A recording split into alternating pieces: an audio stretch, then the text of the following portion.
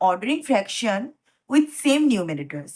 तो हमारा क्वेश्चन क्या है? Arrange the following fraction in ascending order. Ascending order means from smallest to greatest order में हमें इसे अरेंज करना है. क्या है हमारे पास? Given fraction 1/5, 1/4, 1/7. ये हमारे पास फ्रैक्शन दिया हुआ है. इसके पहले जब हमने कंपेयरिंग एंड ऑर्डरिंग फ्रैक्शन पढ़ा था तो हमने पढ़ा था with same and different denominators. तो डिनोमिनेटर्स या तो सेम हुआ करते थे या तो डिनोमिनेटर्स डिफरेंट हुआ करता था. लेकिन दोनों केस में ही एक चीज कॉमन था, न्यूमरेटर्स हमारा डिफरेंट होता था. चाहे हम डिफरेंट डिनोमिनेटर्स पढ़े तब भी हमारा न्यूमरेटर डिफरेंट होता था. हम सेम डिनोमिनेटर्स पढ़ रहे थे तब भी हमारा न्यूमरेटर्स जो है वो डिफरेंट होता था. यहाँ पर देखिए जो फ्रैक्शन है 1/5, 1/4, 1/7, तीनों में ही न्यूमरेटर्स 1 है. मीन्स न्यूमरेटर सेम है. इसको हम एक एग्जाम्पल के हेल्प से समझते हैं. तो इस फ्रैक्शन के ऑर्डर को समझने के लिए हम एक कॉमन एग्जाम्पल लेते हैं पिज्जा का. पिज्जा तो हम सबने देखा है, राइट? तो हमने 3 मीडियम साइज का पिज्जा लिया. यहाँ पर ना पिज्जा का जो साइज है वो सेम है. तीनों ही मीडियम साइज का पिज्जा है. इस पिज्जा को, ये फर्स्ट पिज्जा है, ये सेकंड, ये थर्ड, ये 3 पिज्जा हमने ले लिया. फर्स्ट जो पिज्जा है इसको 4 इक्वल पार्ट में हमने डिवाइड किया. When a pizza divided into 4 equal part, then each part represent 1/4. हर एक पार्ट जो है हमारा 1/4 होगा. ये हम जानते हैं, हमने पढ़ा है, इतना दिन से फ्रैक्शन पढ़ रहे हैं, ये तो हमारा क्लियर है. When a whole divided into 4 equal part, then each part represent 1/4. Similarly, second pizza में इस पिज्जा को हमने 5 इक्वल पार्ट में डिवाइड किया. When a pizza divided into 5 equal part, then each part represent 1/5. हर एक पार्ट को हम 1/5 से रिप्रेजेंट करेंगे. सिमिलरली ये जो थर्ड पिज्जा है उसको हमने 7 पार्ट में डिवाइड किया. तो when a pizza divided into 7 equal part, then each part represent 1/7. हर एक पार्ट को हम 1/7 से रिप्रेजेंट करेंगे. ये हमारा क्लियर है, ये हम जानते हैं. When a whole divided into 7 equal part, then each part represent 1/7. When a whole divided into 5 equal part, then each part represent 1/5. When a whole divided into 4 equal part, then each part represent 1/4.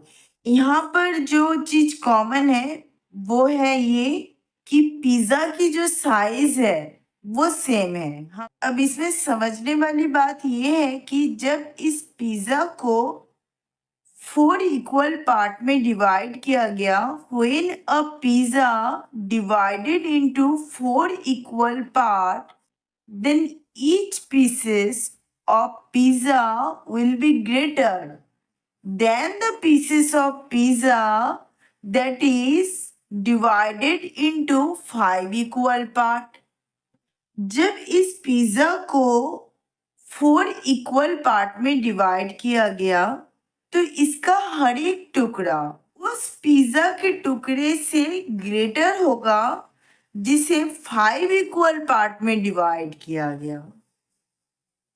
देखिए, जब pizza का size हमारा यहाँ पर same है तो obvious है जब आप इस पिज्जा को 4 इक्वल पार्ट में डिवाइड करेंगे तो इसका हर एक पीसेस इस पिज्जा के पीसेस से ग्रेटर होगा जिसको हमने 5 इक्वल पार्ट में डिवाइड किया, क्योंकि इसको तो हमने 4 इक्वल पार्ट में डिवाइड किया है ना। तो इसका पीसेस जो है 5 इक्वल पार्ट में जो पिज्जा डिवाइड हुआ है उसके पीसेस से थोड़ा ग्रेटर ही होगा, क्योंकि ये 5 पार्ट में डिवाइड हुआ है। मीन्स 1/4 जो है वो ग्रेटर होगा किससे? 1/5 से। क्यों? क्योंकि पिज्जा जब हमने 4 इक्वल पार्ट में डिवाइड किया, when a whole divided into 4 equal part, then each part represent 1/4। हर एक पार्ट को मीन्स हर एक पीसेस को हम 1/4 से रिप्रेजेंट करेंगे। और जब हमने 5 इक्वल पार्ट में पिज्जा को डिवाइड किया तो ईच पीसेस रिप्रेजेंट 1/5। तो 1/4 जो है वो ग्रेटर होगा ना 1/5 से, क्योंकि ये तो 4 इक्वल पार्ट में डिवाइड है। तो इसका जो पीसेस है वो जो पिज्जा 5 इक्वल पार्ट में डिवाइड है उसके पीसेस के कंपेयर में थोड़ा सा ग्रेटर होगा। Means 1/4 greater than 1/5। क्लियर है? Similarly when a pizza divided into 7 equal part, then each pieces of pizza will be smaller than the pieces of pizza which is divided into 4 and 5 equal part. हमारा pizza का size जो है वो same है। जब हम उस pizza को 7 इक्वल पार्ट में डिवाइड करेंगे तो उसके पीसेस और छोटे छोटे हो जाएंगे। किसके कंपैरिजन में? जिस पिज्जा को हमने 5 इक्वल पार्ट में डिवाइड किया उसके, और जिस पिज्जा को हमने 4 इक्वल पार्ट में डिवाइड किया उसके पीसेस के कंपेयर में। मीन्स 1/7 जो है वो लेस होगा किससे? 1/4, 1/5 दोनों से लेस होगा, क्योंकि हमने इस पिज्जा को जब 7 इक्वल पार्ट में डिवाइड किया था तो इसके हर एक पीसेस को हमने 1/7 से रिप्रेजेंट किया था। When a whole divided into 7 equal part, then each part represent 1/7। तो हर एक पार्ट को हमने 1/7 से रिप्रेजेंट किया। तो इसका जो पीसेस है वो जिस पिज्जा को हमने 5 इक्वल पार्ट में डिवाइड किया उसके, और जिस पिज्जा को हमने 4 इक्वल पार्ट में डिवाइड किया उसके पीसेस के कंपेयर में और भी छोटे होंगे। Basically what I am trying to explain here is जब हमारा न्यूमरेटर्स सेम होता है, देखिए यहाँ भी न्यूमरेटर 1 है, यहाँ भी न्यूमरेटर 1 है, यहाँ भी न्यूमरेटर 1 है। जब हमारा न्यूमरेटर सेम होता है तब हम डिनोमिनेटर्स को देखते हैं। When numerators are same, then we compare only denominators। हम डिनोमिनेटर्स को कंपेयर करते हैं और डिनोमिनेटर्स में जो हमारा सबसे ग्रेटेस्ट नंबर होता है वही हमारा स्मॉलेस्ट फ्रैक्शन होता है। 7 देखिए ग्रेटेस्ट नंबर है 5 और 4 दोनों से, तो 1/7 सबसे छोटा वाला फ्रैक्शन है किससे? 1/5 से। और 1/5 स्मॉलेस्ट है किससे? 1/4 से। यहाँ तक क्लियर हो गया? हमारा क्वेश्चन में क्या दिया हुआ है arrange the following fraction in ascending order. Ascending order में हमें इसको अरेंज करना है। Solution ascending order of 1/5, 1/4, 1/7 is when numerators are same, we compare only the denominators, और डिनोमिनेटर्स में जो हमारा सबसे ग्रेटेस्ट नंबर है वो हमारा स्मॉलेस्ट फ्रैक्शन है। असेंडिंग ऑर्डर में अरेंज करना है, means from smallest to greatest. तो 1/7 less than 1/5, 1/5 less than 1/4। Rule, हमने इसमें कौन सा रूल अप्लाई किया? When numerators are same, we compare only the denominators. जब हमारा न्यूमरेटर सेम होगा, we compare only the denominators, हम डिनोमिनेटर्स को कंपेयर करेंगे और डिनोमिनेटर में जो हमारा ग्रेटर नंबर होगा वो हमारा स्मॉलेस्ट फ्रैक्शन होगा। हमारा नेक्स्ट क्वेश्चन है, arrange the following fraction into descending order.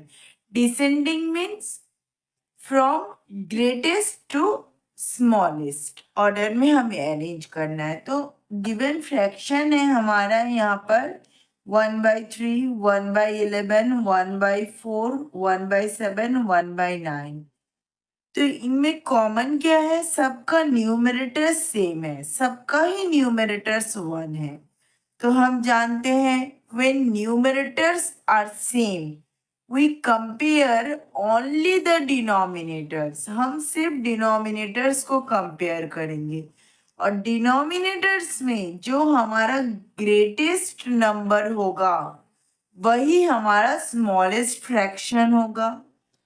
तो हमें किस तरह अरेंज करना है? डिसेंडिंग ऑर्डर में अरेंज करना है, means from greatest to smallest order में अरेंज करना है। सॉल्यूशन डिसेंडिंग ऑर्डर क्या है हमारा यहाँ पर? डिसेंडिंग ऑर्डर, जो हमारा ग्रेटेस्ट नंबर है वो हमारा स्मॉलेस्ट फ्रैक्शन होगा।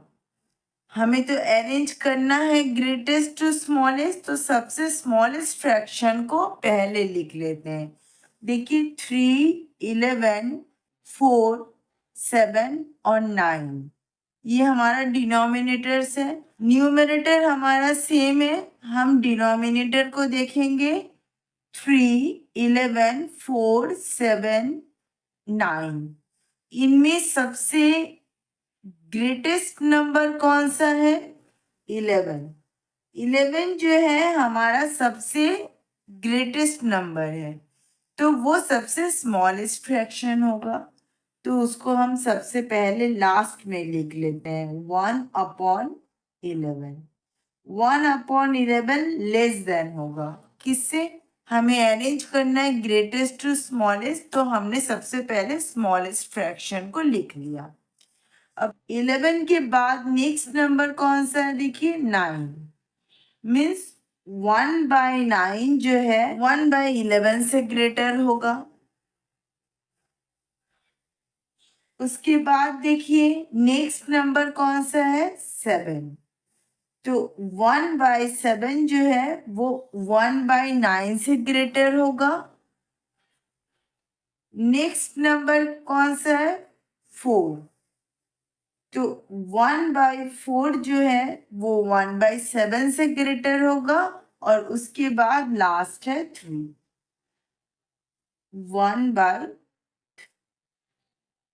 1/3 जो है वो सबसे ग्रेटर है। तो हमें अरेंज किस ऑर्डर में करना है? Descending order. Means from greatest to smallest. ये ग्रेटेस्ट है और ये हमारा स्मॉलेस्ट है।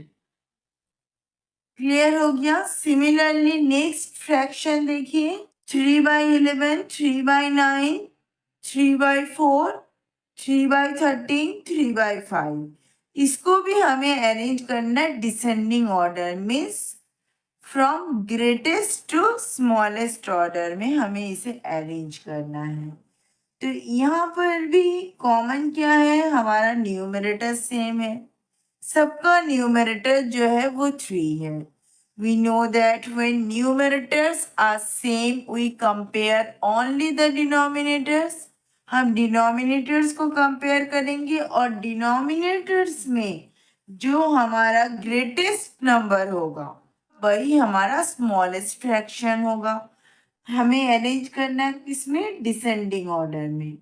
न्यूमरेटर्स तो हमारा सेम है, हम डिनोमिनेटर्स को देखेंगे। डिनोमिनेटर्स में जो हमारा ग्रेटेस्ट नंबर होगा वही हमारा स्मॉलेस्ट फ्रैक्शन होगा। तो डिनोमिनेटर में 11, 9, 4, 13, 5, इसमें सबसे ग्रेटेस्ट नंबर कौन सा है, 13। तो 13 हमारा ग्रेटेस्ट नंबर है, तो ये हमारा स्मॉलेस्ट फ्रैक्शन होगा। तो इसको हम लिख लेते हैं 3/13।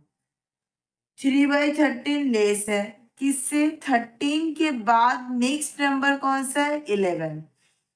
तो 3/11 जो है वो ग्रेटर देन होगा 3/13 से। उसके बाद नेक्स्ट नंबर कौन सा है, 9।